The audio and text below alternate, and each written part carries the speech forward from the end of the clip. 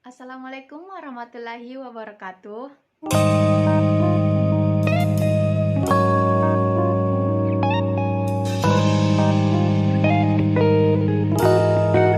Kali ini saya akan menjelaskan tentang organ-organ pencernaan dan proses pencernaan pada ruminansia.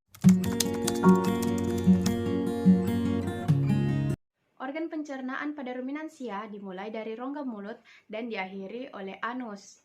Yang pertama, rongga mulut. Rongga mulut berfungsi sebagai tempat masuknya pakan dan proses pencernaan secara mekanik.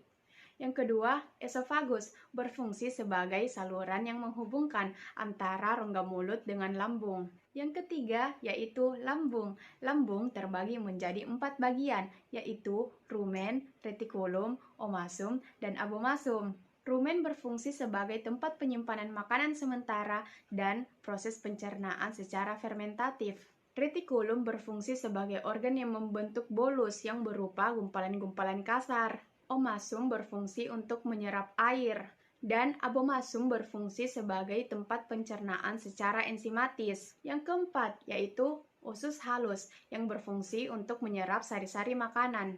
Yang kelima, yaitu usus besar yang berfungsi sebagai tempat penyerapan air dan mineral. Yang terakhir, yaitu anus yang berfungsi sebagai tempat pengeluaran feses. Hewan ruminansia menggunakan lidahnya untuk mengambil pakan, lalu dikunyah secara mekanik di mulut dengan bantuan gigi dan saliva. Kemudian pakan menuju ke esofagus dan akan masuk ke dalam rumen, yang berfungsi sebagai gudang penyimpanan makanan sementara.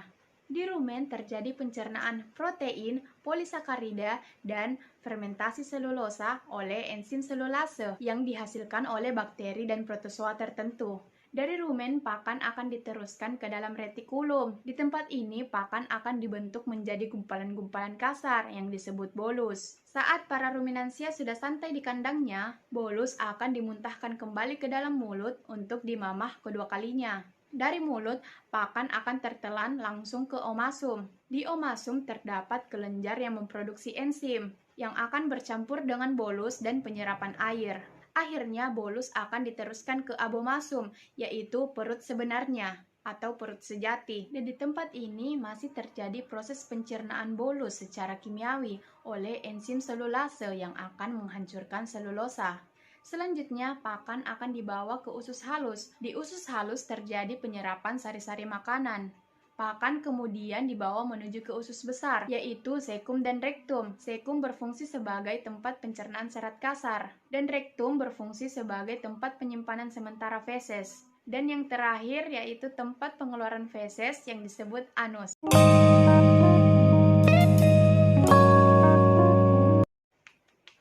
Jongsin Charyo.